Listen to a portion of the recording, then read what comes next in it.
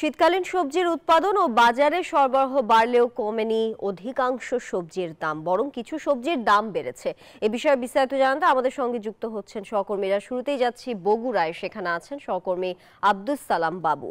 বাবু, বাজারে শীতকালীন সবজির সরবরাহ কেমন দেখছেন, আর দাম নিয়ে ক্রেতারা কি বলছেন? নিশ্চয়ই কথা বলেছেন তাদের সঙ্গে।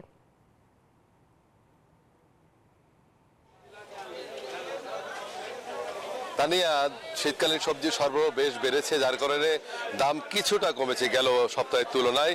আজকে ফুলকপি 50 থেকে 60 টাকা কেজি, যা গত কয়েকদিন আগেও 60-70 টাকায় কেজি বিক্রি হয়েছে, এবং মূলা 40 টাকা কেজি, পটল 50 টাকা কেজি। অন্যান্য যে সবজি রয়েছে, বেগুনের দাম বিশেষ করে কেজিতে 10 টাকা কমেছে বলে জানিয়েছেন এখানকার ক্রেতারা। বিক্রেতারাও জানাচ্ছেন যে যখন সরবরাহ বাড়বে তখন দাম অনেকটা কমে আসবে। বগুড়া সবজির জন্য বিখ্যাত, এবং এই জেলায় সারা বছরই সবজি চাষ করে থাকে চাষিরা। চলতি মৌসুমেও তার ব্যতিক্রম হয়নি। 13,500 হেক্টর জমিতে শীতকালীন সবজি চাষাবাদ হয়েছে। 16 অক্টোবর থেকে 15 মার্চ পর্যন্ত শীতকালীন সবজির মৌসুম। এই সময়ের মধ্যে সবজি যেমন চাষাবাদ হয় তেমন উৎপাদন হয়। একই জমিতে একাধিক ফসলও চাষাবাদ করে চাষিরা।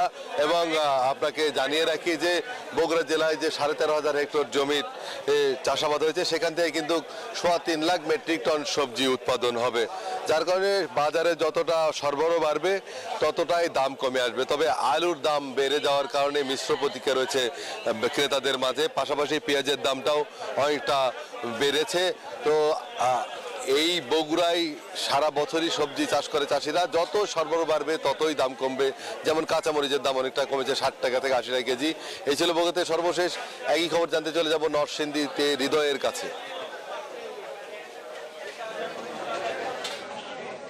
ধন্যবাদ বাবু, আপনি যেমনটি জানাচ্ছিলেন, আমি এই মুহূর্তে রয়েছি নরসিংদী শহরের ব্রাহ্মণদী যে বাজার রয়েছে সেটিতে। আপনাকে জানিয়ে রাখি, সকাল থেকে যেমনটি দেখছি বাজারে প্রচুর পরিমাণ শীতকালীন সবজি কিন্তু উঠেছে, এবং সরবরাহ ভালো থাকলেও কিন্তু দাম এখনো পর্যন্ত কমছে না বলে অভিযোগ করছেন ক্রেতারা। আপনাকে একটু দেখাতে চাই, এখানে প্রতি পিস ফুলকপি, বাঁধাকপি বিক্রি করা হচ্ছে 50 থেকে 60 টাকা দরে। এখানে কিন্তু সিম বিক্রি করা হচ্ছে 120 থেকে 150 টাকা কেজি দরে। এখানে আমরা যেমনটি দেখেছি মূলা বিক্রি করা হচ্ছে 60 টাকা কেজি দরে। লাউ প্রতি পিস বিক্রি করা হচ্ছে 60 থেকে 80 টাকা কেজি দরে। টমেটো বিক্রি করা হচ্ছে 120 থেকে 140 টাকা কেজি দরে।